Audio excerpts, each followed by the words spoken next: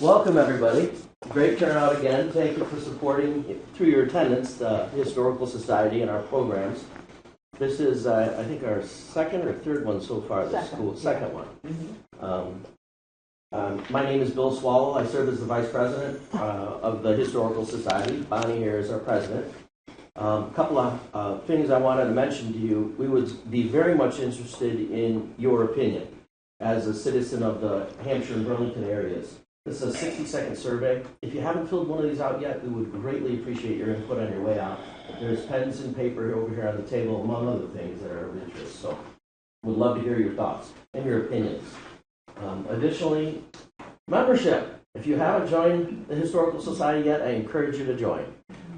It's a nominal contribution. It's good for a year, and we have those application forms over there as well. I encourage you to join if you haven't. You'll get mailings in either email or through the U.S. mail of our upcoming programs each year, as well as a list of all our programs, which are on one of these. So by all means, if you don't have one, take one with you when you head out. Last and finally, I have what we've done now, I think, for 2 years, and it is our poinsettia sale. This was a success the last 2 years. We're doing it again as a result. They are beautiful flowers for the holiday. You can start to fill this out and get your orders in now. If anyone would like this delivered instead of pickup, I will personally deliver it to your house. No questions asked, no problem. Just need you home on a certain day, and that is delivery takes place on Saturday, December 6th. So you'll have it well in advance of the holidays, and they are gorgeous. I've seen them 2 years in a row, and I'm sure it'll be the same. It's a greenhouse out of, I think, Woodstock. Polseas is the name of the company. But they do a wonderful job. Would love your support, and if you need it delivered, I'm your guy. So, other than that, was that pretty much everything I needed to cover, Bonnie? Yeah, that's good. Okay, Yeah. very good. With that, I'm turning it over to you, correct? Including the microphone. Yes. Thank you, Bill. Sure. As you can tell, we're moving more into the world of technology, and we have a number of people now that are watching our programs on Facebook throughout the country. A lot of Hampshire alumni around the country, and it's kind of exciting to see the programs and the awareness of the Hampshire Township Historical Society grow in many places. We really thank you for coming this evening and welcome you. This evening's program is Favorite Memories, Lessons Learned, and Best Advice from Hampshire Seniors 90-ish years young. Now, I'm not, but we do have the famous Orris Ruth, who's slightly under the criteria, but he has some wonderful remarks to share with us as well. Just as an aside, when this program was first being planned about 5-6 months ago, it was looking very promising and like a breeze with some 90-plus individuals willing to participate. But over time, issues of health and challenges occurred, and it just, I'm preaching to the choir, it's just very sobering to know that every day is a gift, and we treasure what we have, and we treasure very much this panel that did come together. We have Pat Dumoulin, who's a legend in her own time here in Hampshire community. Leroy Getzelman, who is one of the legacy families of our community, and the famous Orris Ruth, who again is a native of Hampshire and has roots that go way back. So we'll begin with each of their presentations, and then we also received some writings from Jim Dickson, who was class of 1946, and he has provided some very interesting stories of what his life was like in the early years. Bill and I will be reading those remarks, and then we'll be closing at the end. So thank you so much for being here, and Pat Dumoulin, am I first? Begin. You're first. Oh, Yes. wow. You know, I'm just lucky I'm here tonight because I was heading out to the field to ride in the combine, and Alex said to me, "Aren't you going to go do your talk tonight?" I said, "Oh, I forgot all about it." and I almost missed it. So thank you, Alex, for saying, aren't you going to go do what you're supposed to do?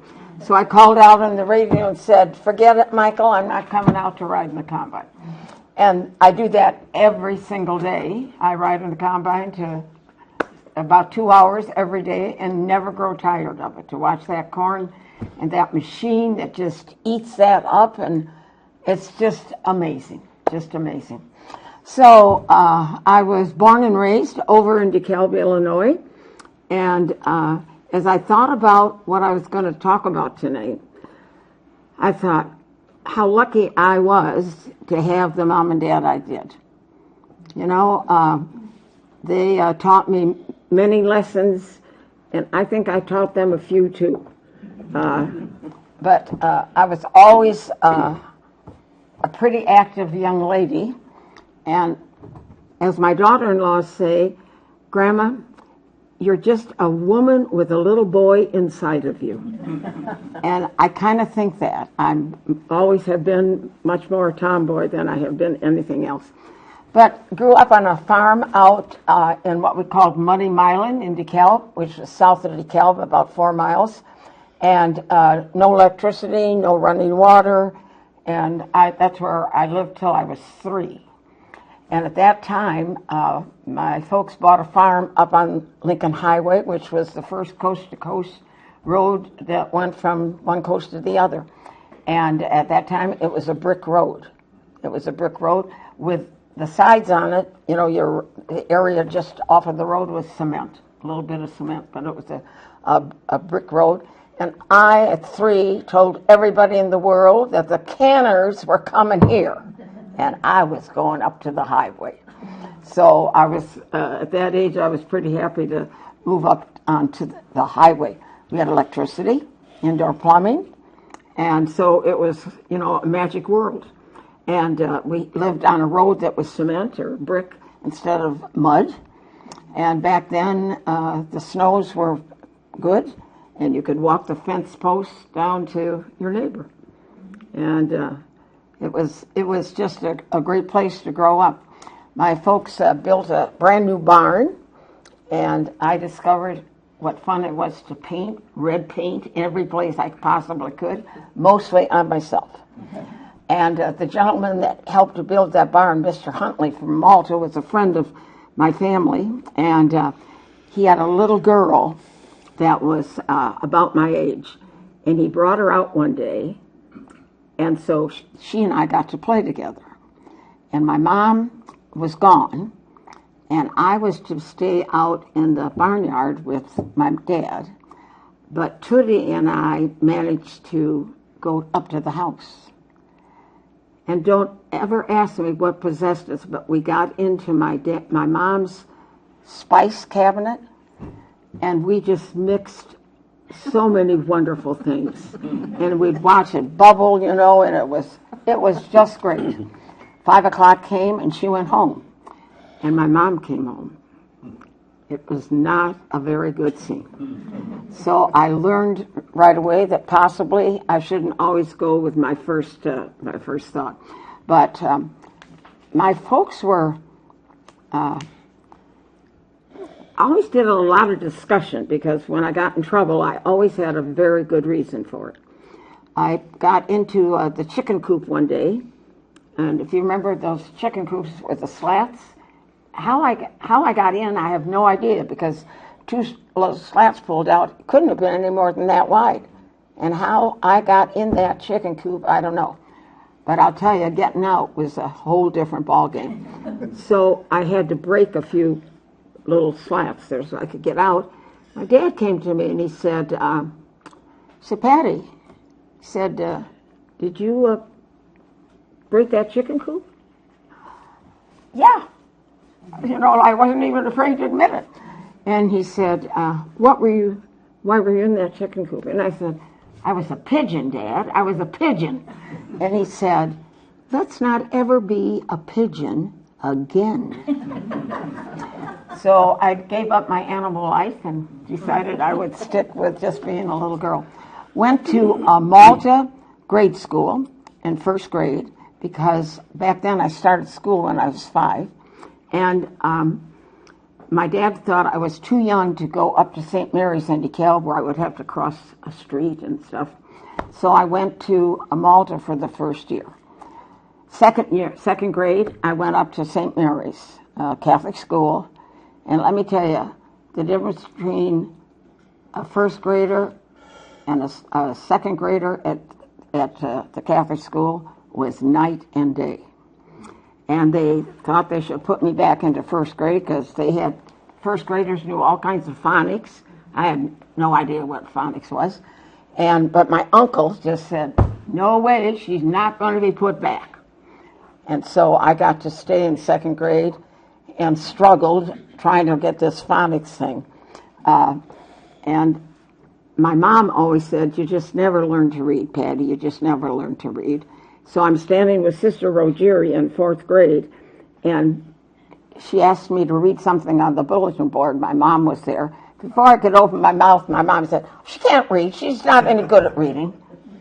So I surprised her and did read the thing, but I didn't want to have to go into great depth on this reading thing. I also had a boyfriend in fifth grade, a little Irishman, and I was in love. And he came into a program one time with Janet Farley on his arm, and I was done with men from then on. So I didn't like boys at all after that. I thought, why, that little stinker. But I also told my grandchildren, those are the best kind of boyfriends to have, because nobody knows it.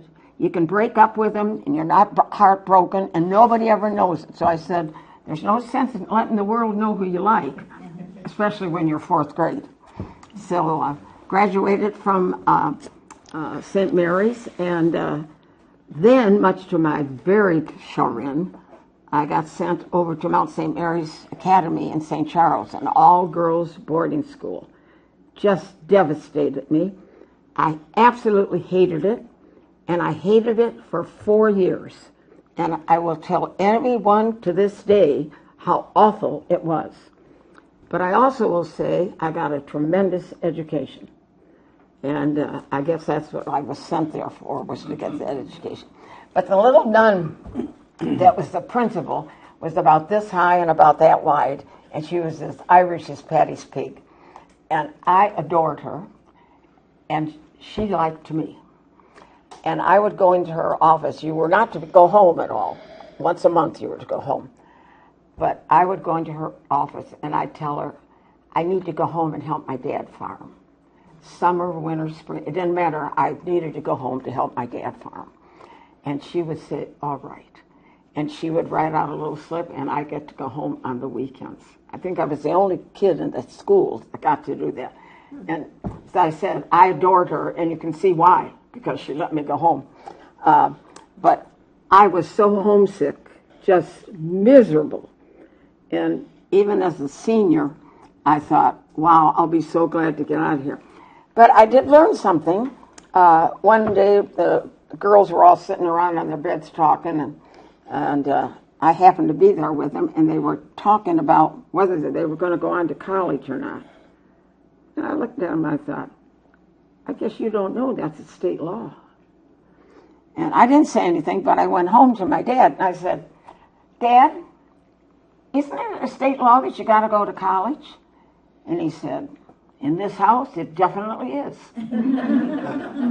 So I was a little off on where the law came from, but I did find out. So I went on to Northern. Kind of interesting, at my age today, both my mom and dad graduated from Northern. Wow. And that's a pretty big deal. So my mom and dad both graduated. My mom with a 2-year degree, because then Northern was Northern Illinois State Teachers College, big long name on it. And it also had a 4 degree. And my mom was in education, and my dad was a double major in math and history. And he thought I just was the dumbest thing in math that you could possibly have. So, you know, even though it seemed like I never was very smart, according to my parents, it didn't hurt me one bit. And, you know, yeah, and I managed to do okay, even though I wasn't so very smart. I used to tell my college classes, I'd say, you know, I don't know of anything I learned in college, but I said I must have learned something because I'm standing here in front of you. So I said, when kids would say, you know, what do you go to college for? I said, I'm not sure, maybe to keep me off the labor market. I don't know, but I know I had to go till I had graduated. So I graduated from Northern when I was 20. Yeah, I went through college, went through Northern in 3 years because I was anxious to get out. At that time, as a freshman in college, I had graduated from Mount St. Mary's, and that summer I worked for DeKalb Ag, the seed corn company, and DeKalb Ag was the bloodline for DeKalb. And I met a young lady from Hampshire, Illinois, called Jerry Dumoulin, and we became very good friends. Little did I know, and that she had a brother, but she did have a cousin, Jerry Herman, and she thought that it would be nice if he was just a year older than I was and didn't have a girlfriend. So she set me up to date Jerry. And one night when he was coming home from where I lived over by DeKalb, between DeKalb and Malta, he ran off the road and did a little damage to the car. Nothing, he just fell asleep is what he did. And so he had to get his car fixed. And while he got his car fixed, Mr. Bill Dumoulin stepped up. And I'm over there one day, or for something, and I'm there, and I can still remember, you talk about a suave girl at 17, and I was standing in the kitchen doorway at the home farm on 72, and Bill was in the kitchen, and he turned to me and he said, you know, my birthday is coming up. He said, would you like to go dancing with me? And I said, oh, me? Why would you want me to go dancing with you? That's how cool I was, like, gosh. So, and I said, well, back then, I said, I got to check with my mom and dad to see if I can date you. And they said, yes. And when they met Bill, it was from then on, my kids would say, when did you know that you loved Grandma? And I said, or Grandpa, I said, when my mom and dad told me. Because they absolutely adored that man. And I come from an all-girls school going to Northern. I was going to have the best time in the world. I was a business major, only woman in the College of Business. And that was the College of Business had started the year before I came to Northern. And so I did graduate with the first class that came out of that 4-year class, because I went through in 3 years. And, so and again, the only girl in the class in the College of Business.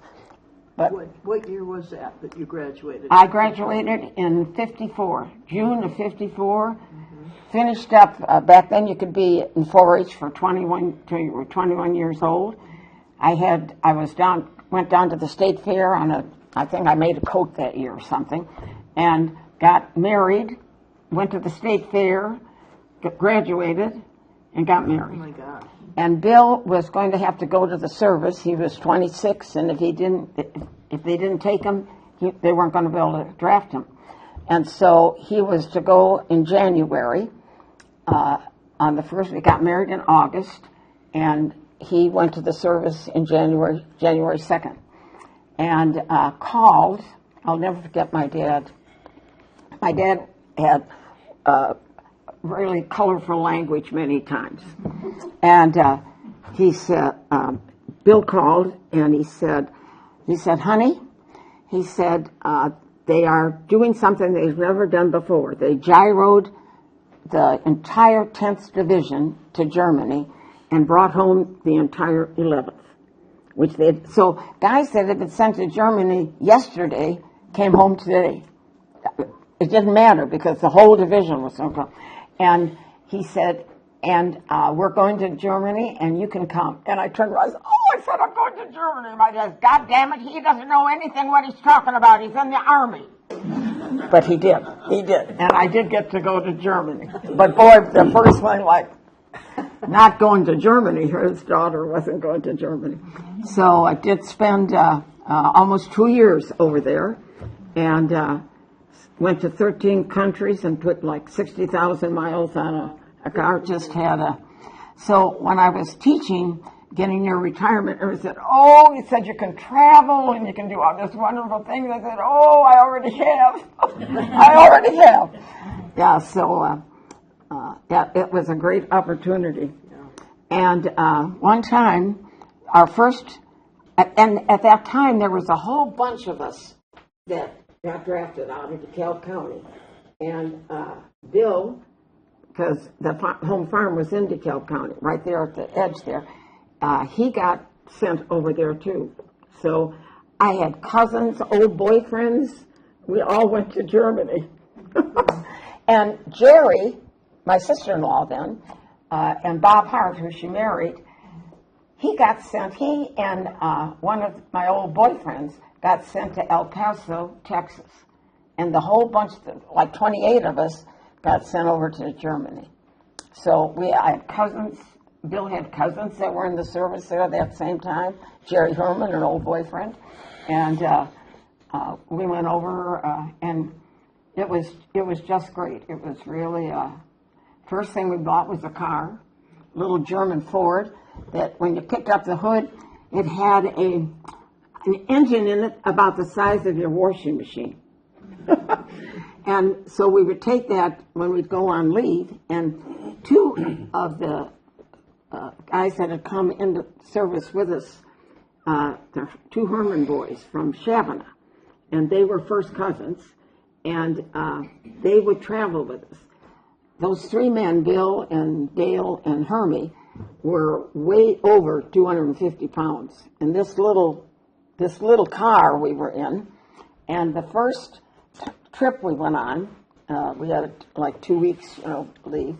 First trip we were going on, I brought a typewriter, because when I left, I brought my typewriter and my sewing machine. I had to have those. So I brought the typewriter, and we packed as much food as we could. Now, this little German Ford Taunus was like a VW, that little. So how much room do you have? Not very much.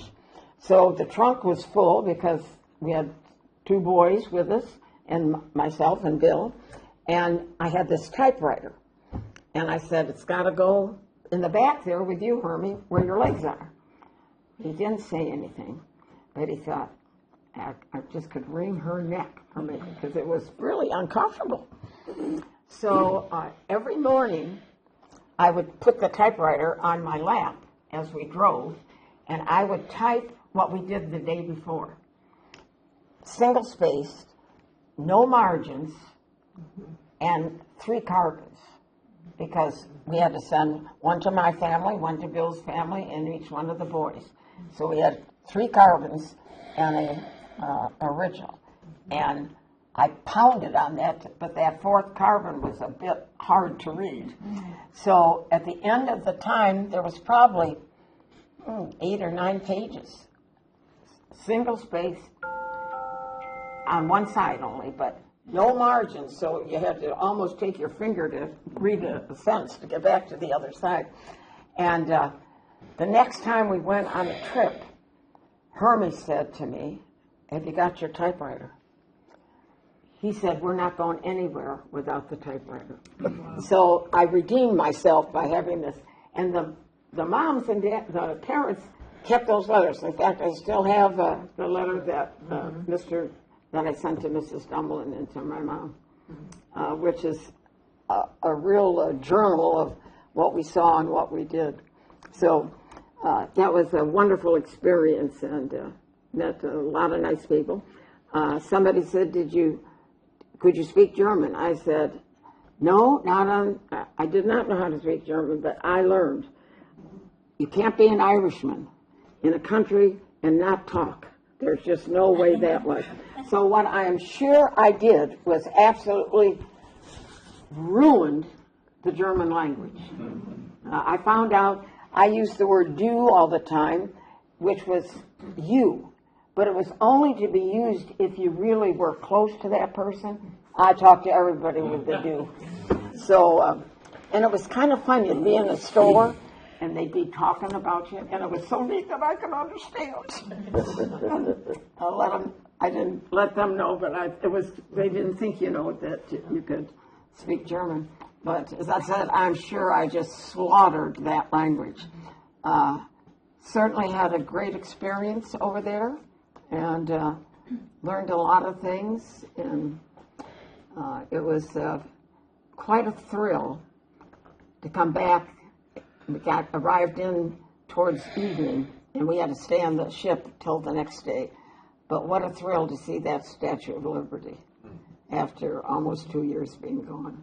And never called home because back then a long-distance telephone call was $4 a minute. I mean, very, very expensive. And we were in the service at $90 a month. You really couldn't spend very much money on talking on the telephone. But my mom wrote to me every single day, sent a letter every day, and we sent. I typed a letter, and once a week, and sent what had gone on the week home. One to my family and one to Bill's family. So that typewriter was really important. So came back then to the farm, and very sad. We came back in, 54, 55, 56, and 57. I came back in December of 56. And in 1957, Mrs. Dumoulin was in an automobile accident in April. And she was killed. Wow. Yeah. So as I tell our children, how disappointing it was that you never got to meet that woman was just a very special lady. Big brown eyes and soft spoken, and I'm sure she looked at me and thought, oh, yeah. So, but remember one time I called her. I knew I had a mouse in the closet, and I'd taken my typewriter and pushed it up against, so I know I'd killed it. But I had to call her to come and get it. Yeah. So, yeah, it was truly sad that my children never got a chance to meet her. I never knew Mr. Dumoulin because he had passed away of a very, very serious disease when Bill was a senior in high school. In fact, if he had missed one more day, he would not have been able to graduate because his dad had what you would almost call, it was like foot and mouth disease in cattle. And he was written up in the journals. Nobody knew what the heck it was. And so he was in at Billings, and he had to go back and forth all the time. And it was, so I never got the chance to meet him. But if he was anything like the kind of wife that he chose, he had to be a very great man too, because that wife, birds of a feather flock together and water seeks its own level. Everyone really thought highly of my Bill. And so I always, good, because birds of a feather flock together. So whenever he was complimented, I felt kind of okay. So then got married, had 2 boys, and bought the farm that we live on today. And they remodeled that home before we got married. And then we have added on to that home 1, 2, 3 times. 3 times we've added on to that home. And the last time we added on little Billy, who was not little anymore, but he was a little guy, and he came to me and said, Grandma, he said, our house just crashed into yours. And that's kind of what it was. It just crashed in, and we put a couple of stairs to connect to them. And in between we have this kind of good-sized little room that they can play basketball in. And at Sundays, one day I thought I looked at the Saturday night, probably a month ago, and I looked around. I thought, gosh, there's nobody here. It's just dull and nothing. So I thought, there was only 17 of us sitting at the table. So the next day came, it was Sunday, and I thought the tables were full. So I counted 44 sat down just. Wow. And that's what sits down. Everyone says, how often you do that? And I said, every Sunday. Every Sunday. Yeah. And it's getting bigger because we've got great-grandchildren now and babies running all over the place. So pretty lucky lady. What is your advice to young people? Have good parents. No? Okay. Have really good parents. I was going to learn to play the piano, I thought. I didn't even look to see how much time I had. Well, we're getting close. Oh, good. Then I'll just quit. She said, I'm sorry. she finally said you could talk 20, 25 minutes, and I thought, that's no problem. That is no problem at all. Yeah. Thank you. Great story. I have just one more thing to say. Well, a couple of more things. But one more thing to say. I thought I'd learned to play the piano, and so I told my folks. Now, I did not know I was going to learn to play the piano anyway, but I happened to think that was something I'd like to do. So I started me in piano lessons. I got into this thing called playing the piano about 2 weeks, and I thought, this is not any fun. So I went to my dad and my mom, and I said, I've changed my mind. I've decided I don't want to learn to play the piano. And my dad said to me, he says, that's perfectly okay, Patty. He said, once you have mastered the piano, you may then make a decision on whether you want to play. I looked at him like, what in the heck are you talking about? I said to him, if I know how to play the piano, why would I quit? He said, focus. He says, that's when you can make your decision. And that's kind of how the advice that I grew up with. A lot of, yeah. I came home one day, I chased a boy, he choked me, and big boy. So I took my lunch bucket and I chased him down the street, banging on him, and he ran across the street. I couldn't cross the street. I wasn't allowed to cross the street. So I stood, and he turned around and he said, I'm going to tell my mom he's going to put you in jail. Well, I went home on the bus in tears, went up to my dad and said, I'm going to jail tomorrow. And he asked me about it, and he said, let's just wait and see what happens. Which I wasn't a whole lot of, didn't help my feelings right now, but at least I know I had the evening before I was going to go to jail. So, what kind of advice? Truly, have good parents. That's the ballgame. And people that don't have that and become successful, you just have to tip your hat to those people. To myself, no big deal. I had everything going. And to this day, I still do. I've got a good family, got a lot of grandchildren, still have my 2 sons and my daughter, farm together. I'm in their face all the time, and they have to put up with me, and I'm not taking my name off of the checkbook. So that gives me a little leverage, just barely, but I can hang on. Yeah, that's the best advice I can give.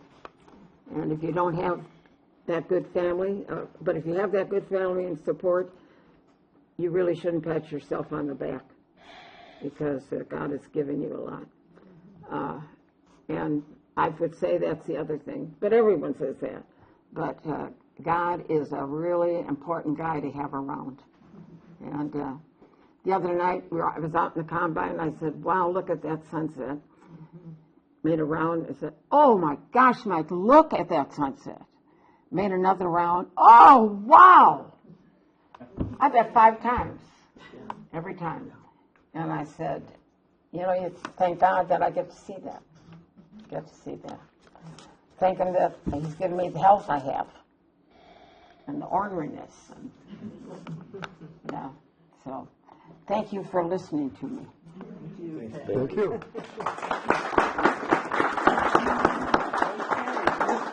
Leroy Getzelman.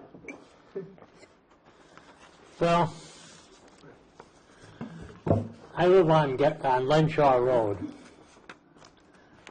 I've been there ever since I was born. We were all born at home. I was number 6 out of 7. And we all have nicknames. My grandmother thought there was 14 of us because she didn't know who we were talking about most of the time. But the doctor lived in Burlington, Dr. Roach. Probably a lot of people know him. He's buried in the Catholic Church, cemetery there on Hampshire Road. And then after him, Dr. Tompkins was in Hampshire. He was my doctor. But I'll get back to the nickname part here in a few minutes. I don't know what the hospital situation was back in 1933, that we were all born at home, but that's the way it was. Probably people don't understand why there's 2 Methodist churches in Hampshire. When I was a kid, we were in church on Sunday. The evangelical church was that denomination. It didn't didn't merge with the Methodist church until in the early 60s, I think, but I'm not real sure. But so that we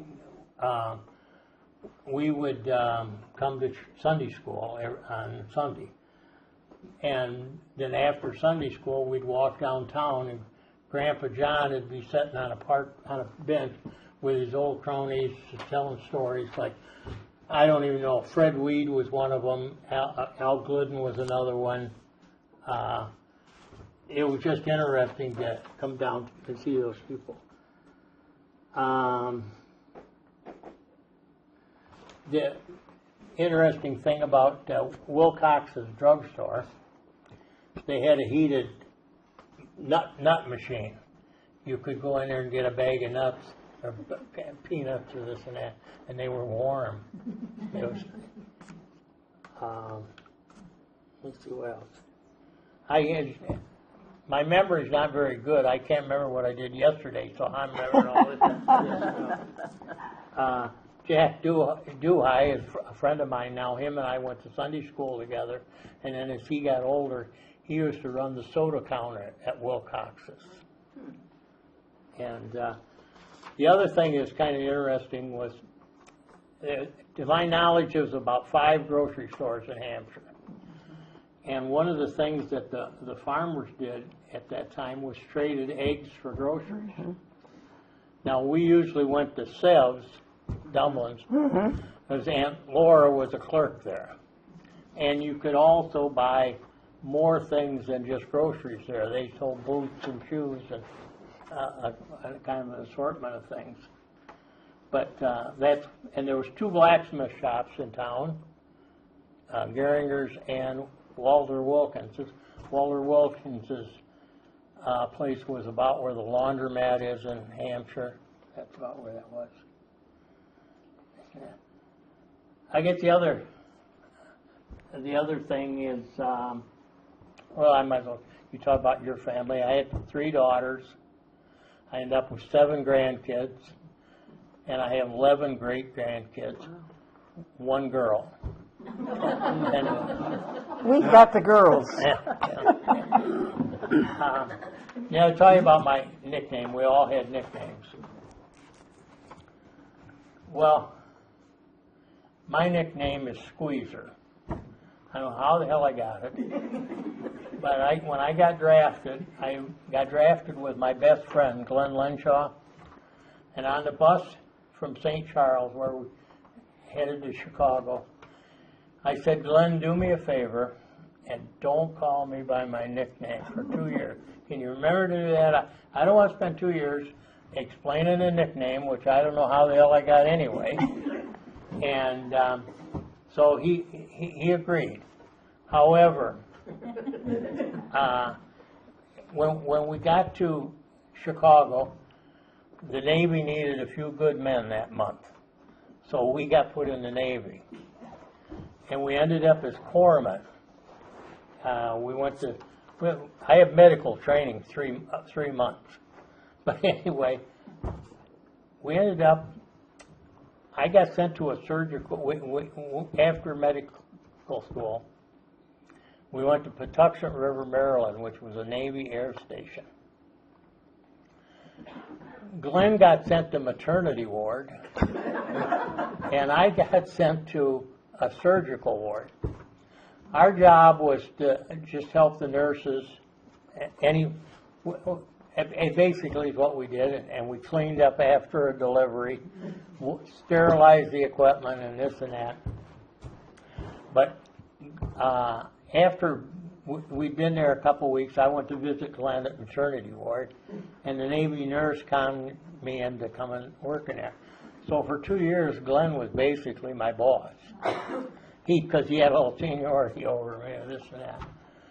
But the other thing was, so the last day we go in to work, there's a big banner up on the wall. It said, "Goodbye, Glenn, so long, Squeezer." He told me the last day. So that's about all I got. I got some more notes, but I can't.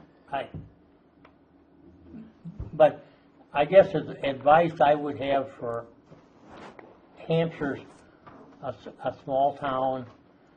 There was a time Lloyd and I just come from the Red Ox. I knew everybody in the Red Ox. Now I go in there, I don't know a soul, except for the waitresses. Keep the small town. Hang on to that drugstore. When there was a time when we didn't have a drugstore, that's pretty bad. And blocks, grocery. Like I said, I can count as many as 5 that used to be here. I don't know how close that is to being accurate, but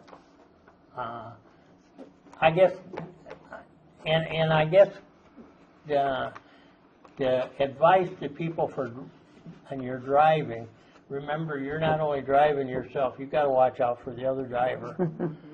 And if you want to really be on a dangerous road, try Plank Road and right. Or 72 in Walker. And Wow. well, that's wide open. Oh, yeah. And we have an accident there about once a week. Unbelievable. But that's about all I got. Leroy, thank you, sir. He did tell me that he was in a class with me at Northern before, and I was dating Bill maybe then, but. Well, I was there 2 months in the fall of '51.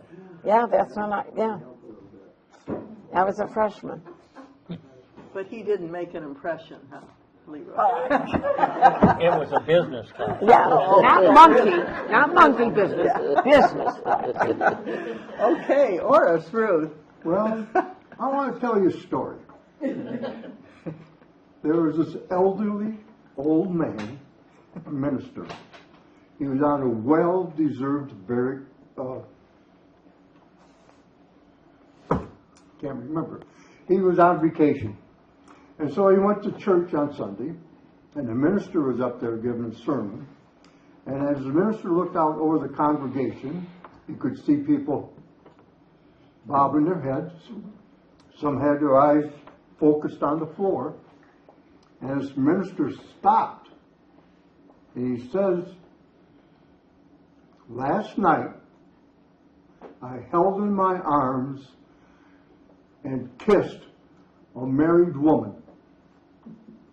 Silence. I want to tell you, it was my mother. So this elderly old minister went back to his church.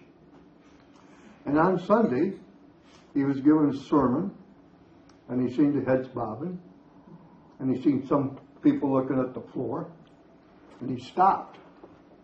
He said, "I want to tell you something. After I came back from my vacation, I held in my arms and kissed the wife of another man. My name is Orris Ruth. I've lived in Hampshire since 1942. What I want to tell you about the story was the minister forgot the punchline. It was my daughter, but he forgot. And as you get older, you forget. I can make 2 or 3 trips to the kitchen, forget what I went there for. Might take 4 trips. But that's life. As you get older, you will forget, and you can go to the doctors, and they'll say, live with it. That's life. It's old age, it's dementia, it's Alzheimer's, but you're going to forget what happened the last day.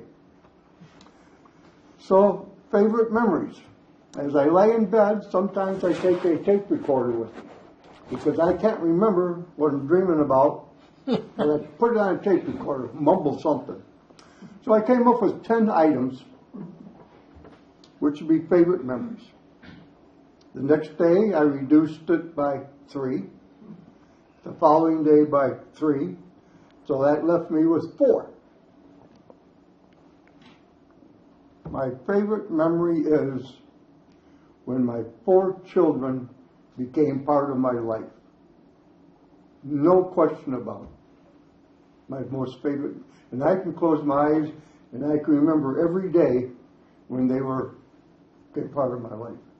Snow, sunny conditions, happened to leave the dog at grandma's so we'd go to the hospital, all sorts of things. But 4 children, that's nice. The second thing was my grandchildren will never see, my great-grandchildren will never see, and my great-great-grandchildren will never ever see the Chicago Cubs winning the World Series. How about that? After 108 years, they won the World Series, and I'm sure my grandchildren will never see. So, favorite memories. Lesson learned. I had to go to Sunday school every Sunday, church with mother, home, sitting in the living room, and my dad said, Orris, I started the lawnmower, cut the grass. Dad, it's Sunday. You don't work on Sundays. Well, he put his boot up against my posterior and propelled me towards the door. So there I was, cutting grass, tears running down my cheek. Nothing happened. In the village of Hampshire, in the 50s, some of the stores would close at noon on Thursdays, and the banks would close on Thursdays afternoon. Now they're all open. And as you go to the big box stores, of course, they're all open on Sundays. And they're open to midnight and beyond. The only big box that is not open on Sunday is Hobby Lobby. They are Mormons, and they do not work on Sundays. Bless them. But everybody else works on Sundays. So it's one lesson I learned. The other lesson I learned, I was about 16 years old. Jim McLaughlin lived out of town, and his father had coon dogs. So he called up and said, Orris, you want to go coon dog hunting with me? I said, sure. He said, you got a shotgun? I said, I'll borrow my dad's. So we got to this woods. Dogs were let out. Dogs took off, and we was right behind them. And pretty soon, Jim's not here. What happened to his dad? I'm in the middle of this woods, and there ain't nobody around, and the dogs over there are barking. Well, fear took over.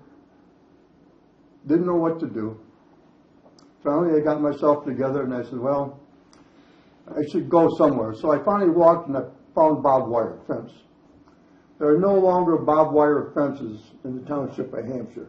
You can look from the road to the horizon, and it's all beans or corn, no fence lines. So I found a fence line. I knew I could follow the fence line. So I followed it, and sure enough, I came across another fence line. I said, well, that tells me I'm in the middle of the field somewhere. So I turned around and went back. And sure enough, I could see a gravel road. There are no more gravel roads in Hampshire Township. They're all paved. Mm-hmm. So I went through the barbed wire, and there I'm standing, 2 o'clock in the morning with a shotgun. And nobody goes down gravel roads at 2 o'clock in the morning in the Township of Hampshire. Somebody come by, brought me back to Hampshire. I'm in bed, sleeping. My dad comes and wakes me up. He says, you okay? I said, yeah. He says, well, the McLaughlins are looking for you. And I said, well, I'm in bed. We didn't have these cell phones. You know, we had landlines, if you all know what a landline is. So I was safe. Fast forward. I was in the military, Sergeant E5, stationed in Korea in the demilitarized zone. During that period of time, North Koreans were coming down through the DMZ to cause havoc in South Korea so that the United States government could pull military out of North Korea back into South Korea. So I was put on patrol at night by myself from point A to point B, the DMZ somewhere up here. So I started out, and all soon the monsoon rains came in, drenched me. And I no longer could see any points of interest because I've been in the area before. Couldn't find any points of interest. So I started walking. I said, this is not too good. You know, it's raining, dark outside. Couldn't see any points of interest. So, well, maybe I should go to my left. So I went to my left, and there was a big sign, minefield, do not enter. I knew what that meant. I sat my ass right down on the ground, put my back up against it, and I said, sun's going to come up sooner or later. Still raining, still dark out, didn't know where I was at. Come sunrise, I pulled out my compass, south, that way. Well, that's where I went. Soon enough, there was 4 or 5 guys looking for me from my company. Lesson learned, as you get older and you don't know what you're doing, and you're out walking at nighttime, or even during the daytime, if you're confused, put your butt down on the ground. Somebody's going to come looking for you. That's the best advice I can give you. Stay put. Somebody will come looking for you. Lessons learned. Best advice for Hampshire, from Hampshire seniors? Well, I used to go down to my dad's store. He'd reach in the cash register, give me a coin. I'd go down 2 doors to McNamara's Village Inn, and she would take a container, put in 2-3 scoops of hard ice cream, a little milk, some malt, put it in a blender. Milkshake, 25 cents, 1950 maybe. Now, if you want a milkshake with soft ice cream, it's going to cost you $4. And maybe when you get older, it might be $6 for a chocolate shake. And then if you got kids, boy, that adds up. So my best advice, save your money. Whatever you think you have now, it's not enough when you get older. Insurance policies go up, hospitalization goes up, medication goes up. Never have enough money. So save what you can. Enjoy life. Don't forget, enjoy life. But always make sure you got some money put away for old age. I want to thank these young folks here for allowing me to sit in on them. See, now I'm just a sprout. And I thank the Historical Society. Yeah, I can talk on and on. Thank you, Bonnie. Thank you, Orris.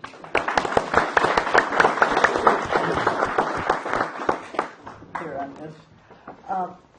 Jim Dickson was a local Hampshire graduate in 1946 from Hampshire High, and he is a very accomplished author.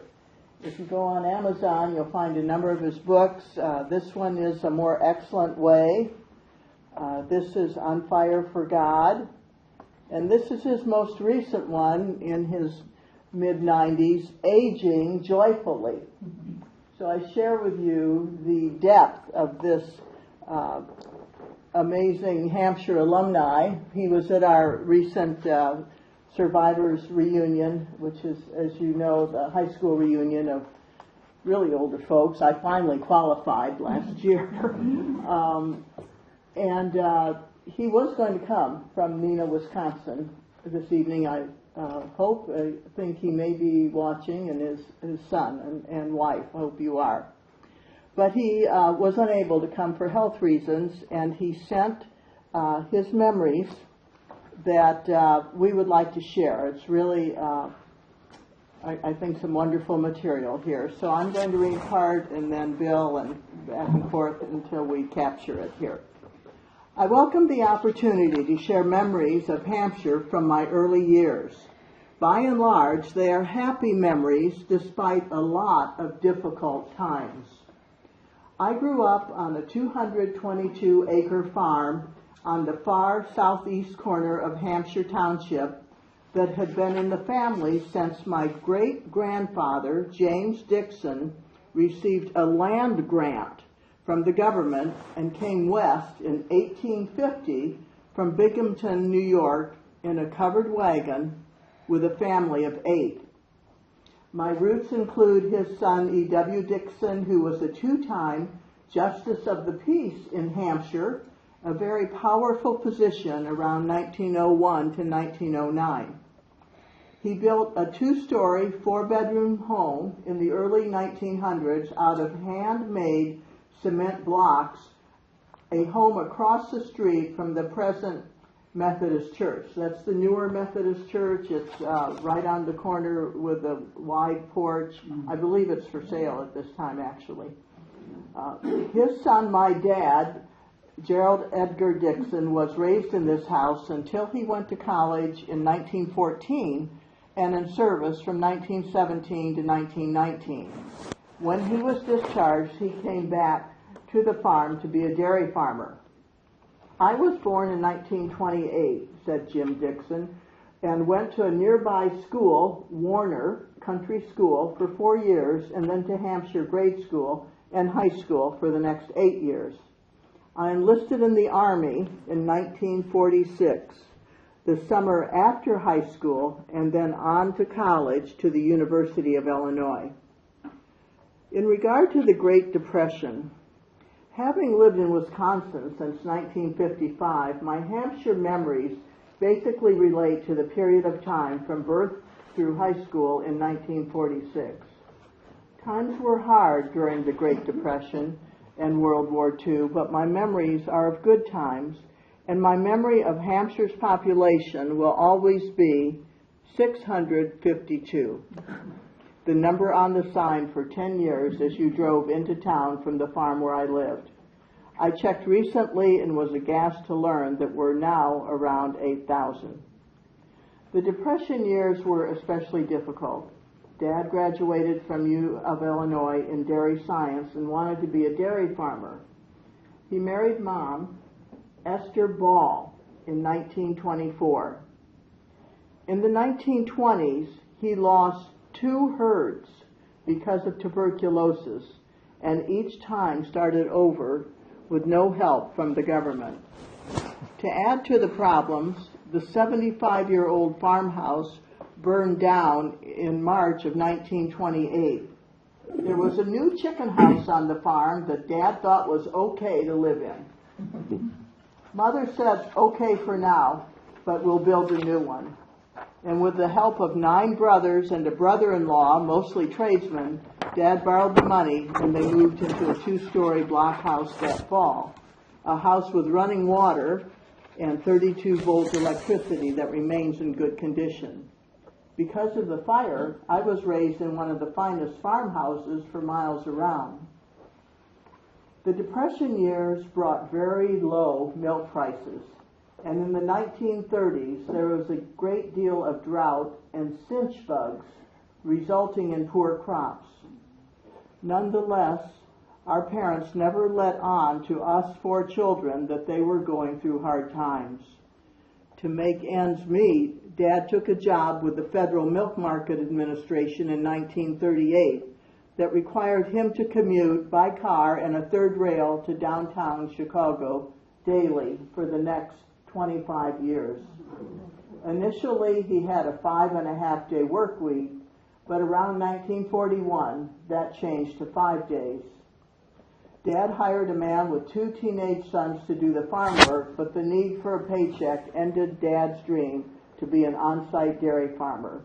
He never mentioned his disappointment of having his dreams of being a dairy farmer, but did not happen.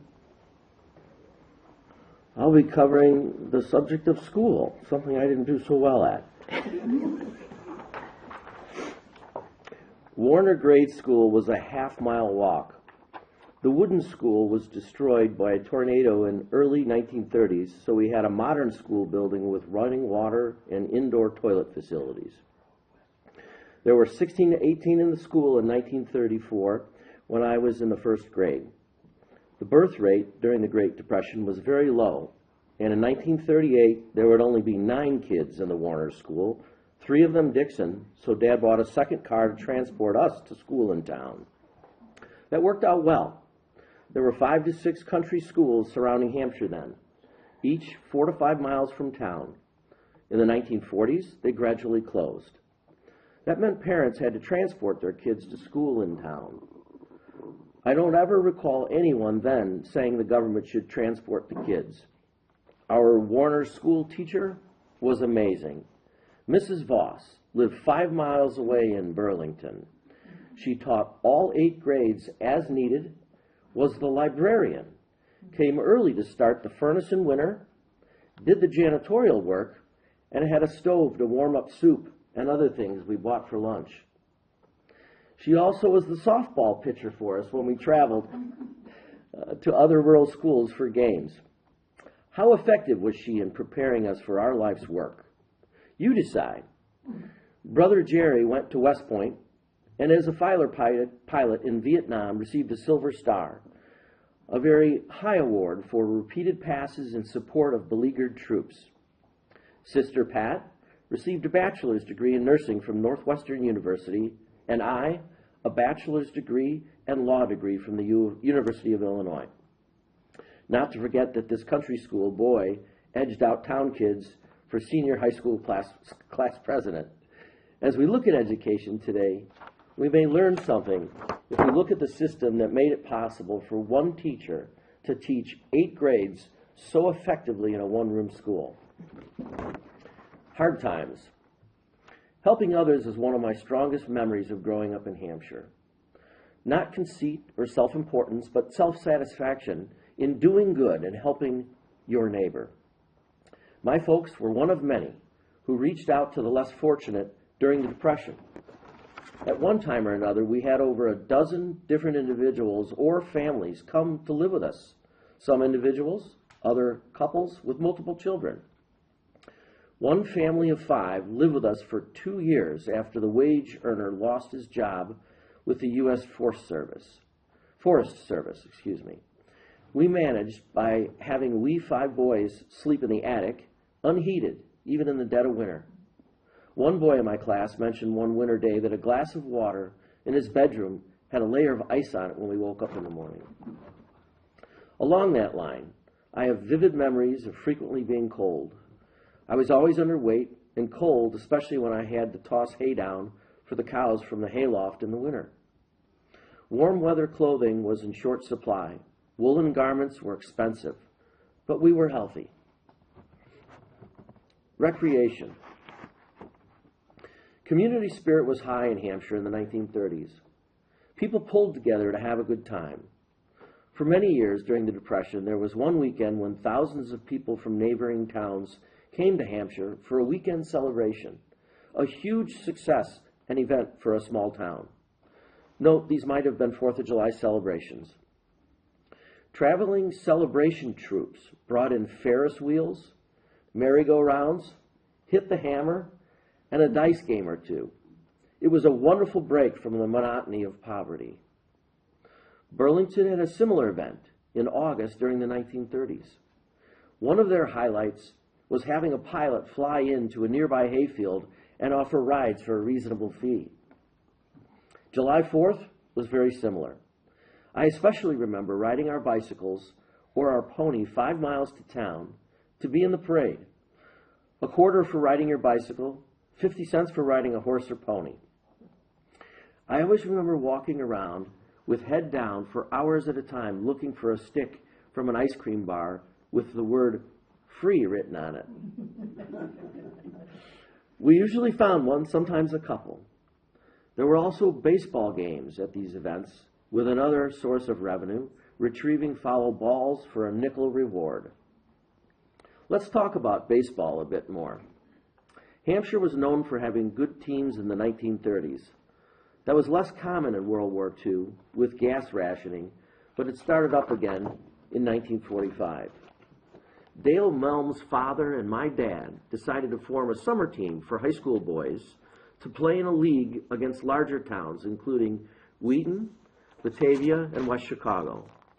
Dale's dad saw talent in his son, who went on to sign a major league contract. My dad had played baseball in high school at Elgin and saw more talent in his son than existed. But play we did, and from 1945 and on, a number of years, Hampshire did very well Sunday to Sunday. Note, you only need one pitcher if you only play one game a week. Part of the story is that the players had to get the field ready, draw the white lines, smooth the infield, etc., for a game on Sunday mornings, plus go to church. We also went around from business to business to collect money for uniforms, bats, and balls.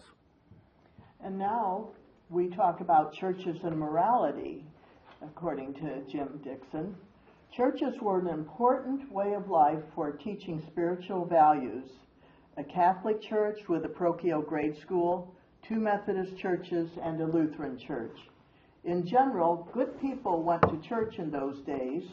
On Saturday night, our Methodist church had Epworth League for spiritual growth and fellowship. In the summer, we went to Lake Geneva for church camp with kids from Methodist churches from Elgin and Rockford. Lots of good memories, lots of friendships built. A sidelight, Dad planted a small plot of sweet corn that could be counted on that would show up one night in Lake Geneva. He would come with a couple hundred ears of sweet corn. That's how things were done in those days. Hampshire kids needed the experience of summer camp, as we were otherwise in awe of kids from the city. The culture of Hampshire in the 30s reflected biblical values much more so than today. Marriage was only between a man and a woman. Divorce was not common. Your sex was determined at birth. Adultery brought shame. The commandment to love God and love your neighbor as yourself was esteemed, as was to honor your father and your mother, that your days may be long. Regarding farm workers, hired men were important for doing farm work for many and for surviving in the Depression. We always had a couple of hired men, and they were always available at a low cost. The Depression left men desperate for a job. Any job to come to a well-run farm for many was the answer to prayer. At the same time, farm labor was the job of last resort for alcoholics and those otherwise being down and out. Dad did a good job of hiring from an agency, but there was often a strong correlation between those who really worked the hardest and those who couldn't wait for Saturday night and a chance to buy a bottle. Good men, bad habits. One man, Fred Baker, especially remains in my mind. He slept in the basement, and I remember talking to him about a package he wanted to mail home to Kentucky, but had to wait until payday when he would have the money for postage. He was an alcoholic and at some point left us. In 1941, just after Pearl Harbor, our family took a once-in-a-lifetime trip from Illinois to Florida. We stopped in Florida, and Dad looked up Fred, who was working at a defense plant. He was profusive in his appreciation for how Dad helped him get back on his feet. That was a hallmark of the Great Depression. A strong memory of the 30s for me is the number of times people reached out to help others, to bring joy and then receive joy. Dad died in 1945, and he didn't want any of his sons to be farmers and have to go through the difficulties he had faced. It was a good decision for all of us. He had a farm sale of animals and crops in November, and then others would raise and cultivate crops until he sold the land in 1965. He and Mother enjoyed spending winter tuned into the Rio Grande Valley. He passed away December 7th. Familiar? Mm-hmm. December 7th, 1972. Mother came back to Elgin and lived to be 101. A few major and memorable events. Several events in the 1940s deserve inclusion. We came home from church on December 7th, 1941, and Dad was giving me a haircut in the basement. Mother yelled down, "The Japanese are bombing Pearl Harbor." Dad had been in the front line in World War I and knew a long and hard war was ahead. We drove to Elgin that evening to get a special edition of the Elgin Courier. Things looked dark for the next few months. A young man, Charles Einecke, who had been in our Warner School, was killed in Guadalcanal in the first few months of war. A tough life ahead for his farmer mother and father, who just lost their only son. In June of 1942, people began to think positively when Japan had lost 4 aircraft carriers in the Battle of Midway. In December of 1943, Brother Jerry enlisted in the Air Force. It was the first time Dicksons had flesh in the battle since Dad was in the front lines in October of 1918. In June of 1944, I came down to eat breakfast and turned on the radio to hear the landing of the troops on Normandy Beach. Good news, especially for me, a 16-year-old.